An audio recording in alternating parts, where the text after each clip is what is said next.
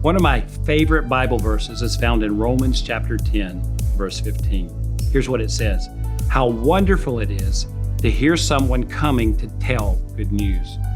Well, of course, the good news that verse is talking about is the good news of Jesus Christ. It's a verse about telling, and it causes me to wonder, what's the best way to tell someone the story of Jesus? Is the story best told if we're like Greg Laurie or Billy Graham and we can eloquently tell the story to stadium-filled crowds? Or is the story best told if we can use logic and try to appeal to a person's intellect? Or maybe the story is best told in the way that I once listened to a street preacher tell the story of Jesus.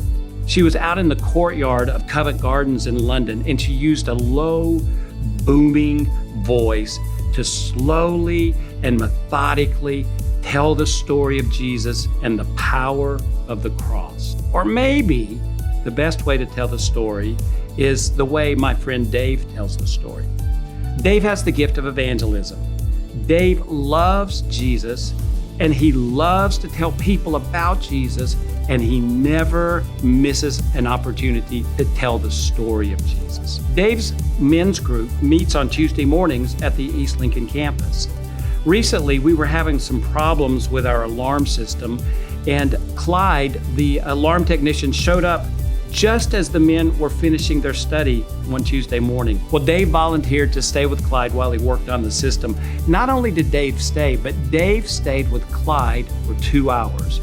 And Dave knew that he had a great opportunity before him. So during that 2 hours, while Clyde worked, Dave engaged Clyde in spiritual conversation. Dave, in a loving but direct way, told Clyde the story of Jesus, and he explained that everyone needs a Savior.